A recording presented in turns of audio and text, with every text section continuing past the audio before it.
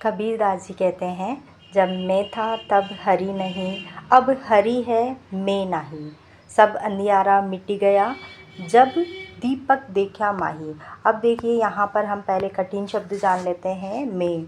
मैं का अर्थ होता है अहंकार। इससे पहले आपकी बुक में आया था आपा, आया था ना। फर्स्ट जो कबीरदास जी का दोहा था उसमें आपा आया था।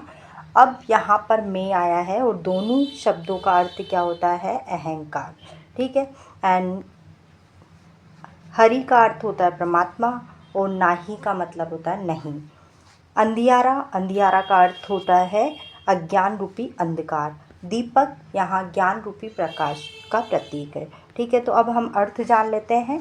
कबीरदास जी कहते हैं कि जब मेरे मन में मैं था, यानी कि मेरे हृदय में मैं अर्थात अहंकार का भाव था, तब मेरे हृदय में हरि नहीं।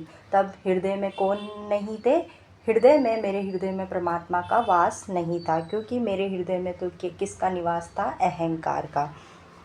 अब हरि है मैं नहीं।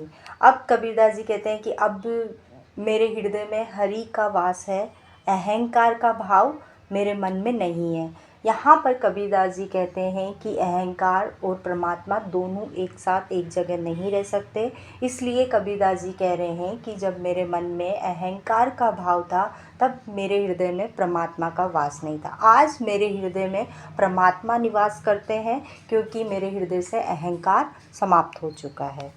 नेक्स्ट लाइन में कहा गया है, सब अंधियारा मिट गया, जब दीपक देखा माई।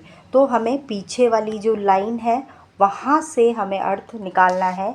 कबीरदास जी कहते हैं कि जब मेरे मन में भगवान की भक्ति रूपी, है ना, भक्ति रूपी ज्ञान का जब प्रकाश मेरे अंदर आया, तो जब मैं जो सांसारिक मोह माया थी मेरे मन में, वो मोह माया क्या हो गई है? अब नष्ट हो गई है। अर्थात कबीरदास जी यहाँ कहते हैं कि जब ज्ञान रूपी प्रकाश मेरे हृदय में जला, तो सांसारिक मोह माया रूपी जो अंधकार था वो मेरे हृदय से मिट गया है।